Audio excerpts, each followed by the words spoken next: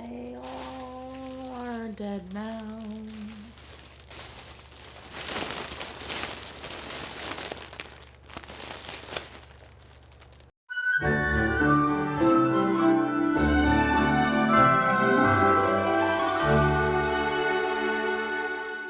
Welcome back to Everyday's Movie Ever. My name is Jess and I'm watching Everyday's Movie Ever. Today I'm going to talk about Up. Up is a 2009 animated theatrical release about Carl having to overcome his grief by experiencing life with an unlikely bunch. It is written and directed by Pete Docter and Bob Peterson.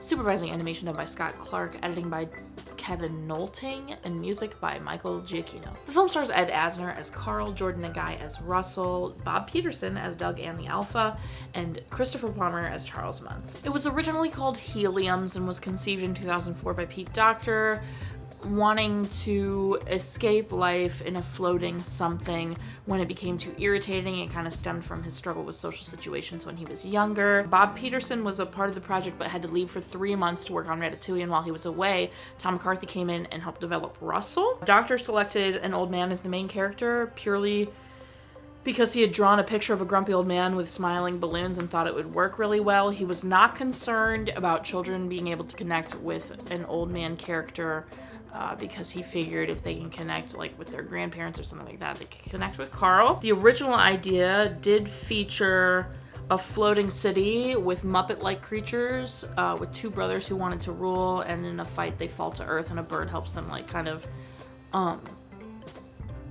bond and help each other, but they decided it didn't super work because how can you be isolated in a city full of people, even if it's a floating city in the sky? They switched to a single flying house, a single man with a young boy companion, and the biggest influence was The Station Agent by Tom McCarthy. Pete Docter dedicates the film to Frank Thomas, Ollie Johnston, and Joe Grant. Joe Grant did give his approval on the film just before his death, and his biggest piece of advice was always that an audience needs an emotional bedrock. So you can do whatever you want, but as long as you have an emotional bedrock, they will connect to the story. Early storyline included Carl wanting to like join Ellie, so it got this weird, morbid, life-ending spin on it, and everyone thought that was just like way too much and not the right move. They did consult with Dr. Ian Dunbar on dog behavior, which is interesting because I actually know who Dr. Ian Dunbar is because I work at a kennel. And Dr. Ian Dunbar is like a huge dog behavioral person. So that was funny to read his name when reading about this. Jordan Nagai was actually cast, he came with on his brother's audition. His brother was auditioning and he wouldn't stop talking. And they were like, no, he's good, he's perfect. And he was 8 when he was cast. Casablanca, A Christmas Carol, Miyazaki Films, Muppets Films, Dumbo, Peter Pan, Wizard of Oz, Fitzcarraldo, and The Mission are all inspiration, and then Muntz was obviously based off of like Howard Hughes and Errol Flynn. Animators visited Venezuela. They went to the Canaima National Park. They spent 3 days reaching Monte Royama, and they spent 3 days and nights sketching there, and then they flew to Maitai Tepui and climbed to Angel Falls. They used this animals there and then animals at Sacramento Zoo to kind of structure what the animals would look like in this environment. And then they also wanted Carl to be very like blocky and square and stuck in his house, and Russell to be round like a balloon. So they went that far with the visuals. They did create new programs in order to do the cloth and also Kevin's feathers. Carl, they set restrictions to him, so he couldn't move his head more than 15 to 20 degrees without moving his torso, and then he couldn't raise his arms very high, but he got better throughout the movie as he moved more and everything. And then, technically speaking, Carl would need 23 million balloons to fly his house, but that didn't look like anything when they animated it, so they ended up making the balloons just really big. And then for the takeoff sequence, they had 20,622 balloons. Any other random shots might have had like 10,297, and then they have varying amounts for other times. The film had a $175 million budget, made $735.1 million in the box office, has a 98% on Rotten Tomatoes. Consensus reads, an exciting, funny, and poignant adventure. Up offers an impeccably crafted story told with wit and arranged with depth as well as yet another visual Pixar treat. It did have 5 Oscar nominations for Original Screenplay, Best Sound Editing, Animated Feature, Score, and Best Picture. It won Best Animated Feature and Score. It appears in multiple video games, as well as they do a little rendition in Once Upon a Time, season 7, episode 4, between Rumpelstiltskin and Belle is a little up rendition. And then Doug Days on Disney Plus is a cute little show going on. And then actually, very recently, they did a Pixar short called Carl's Date, and it appeared in front of Elemental. This is stunning. I mean, it's ridiculous. The opening, a bunch of lighting, just sets the rest of the film up for absolute success. There are multiple shots that are just drop dead, mouth drop, like just so stunning. The choices they made with like characters and set design and everything is so perfect. It's just the juxtaposition between Carl and Russell, and just like Kevin and their environment, and like Months and all the dogs, and just all of it is so good. They also tell a lot of the story visually. Obviously the opening like montage, that's very famous because it's, you know, the opening up montage, is so excellent. They don't tell any of that with words. And then there's quite a few scenes they do stuff without words, but then there are scenes that they do stuff with words that are really great, but still telling the story visually. It's just visually fantastic. Everyone recognizes the montage music. Everybody like recognizes that theme the most, but the rest of the score is also very good. The very serious actiony stuff during like the entire Charles Muntz fight in the blimp is so good and so intense. And then Carmen at the beginning when he's coming down the like stair assist thing, iconic. I did not remember Carmen playing. That's really good. The setup for this is it's just so excellent. It's such a good payoff. Ellie, you fall in love with Ellie in less than 5 minutes. The whole, you don't talk very much, I like you, and just her entire vibe in the beginning because he's so quiet. It's just so fantastic. It makes you love her, and then makes what's to come that much more brutal. Like the reveal of her not being able to have kids, and then followed by her death. Oh my gosh. Obviously I cried. Come on, it's the opening montage of Up. How do you not cry? It's just so good. And then, I know we all talk about, like, the opening montage of Up is so brutal and so emotional. But what we don't talk about is, like, this movie's funny, okay? This has some quick wit. This has some hilarious gags. When Carl is trying to pull one on Russell, and he goes, I'm elderly and infirm.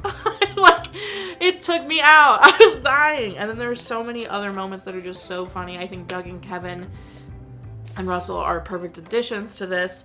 I think Carl and Russell's reactions to Doug speaking are so funny. Just there's so many moments in this movie that are genuinely hilarious. I'm elderly and infirm. It's so funny.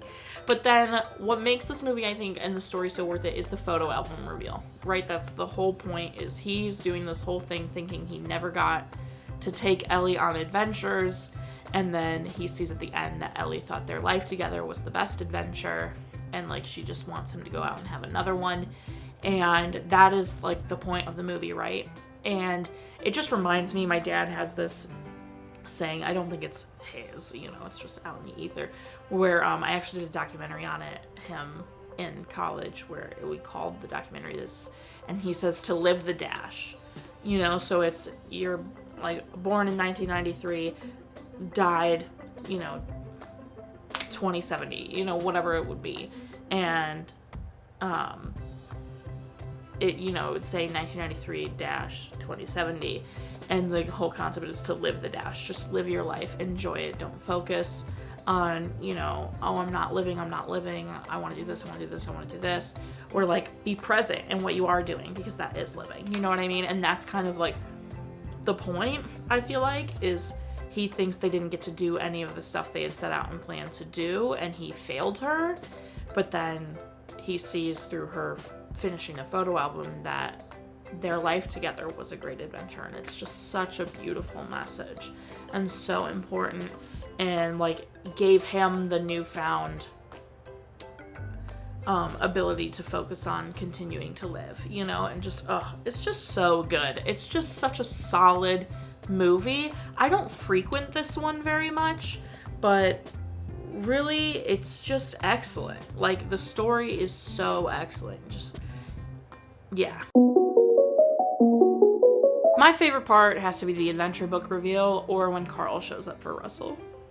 My least favorite part, Charles trying to kill Russell and Carl, I'd say, even though, like, that's not, like, an actual least favorite part. It's just, like, an evil villain. And then watch again, of course, recommend, of course, you should, if you've never seen this, get on it, 100%. Specific moments include, they say Jiminy Crickets twice, right at the beginning. They go, Jiminy Crickets, like some recording or whatever when they're showing Charles Manson stuff.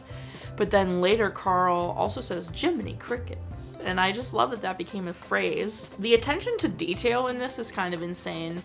Something I noticed, it's so small and doesn't matter in the slightest, but at the beginning, when the two men from Shady Oaks come to get Carl, one of the men, the tag on his scrubs is up and out of the back. You know how, like, if you see the tag of a shirt out of someone's back and you, like, go to tuck it for them?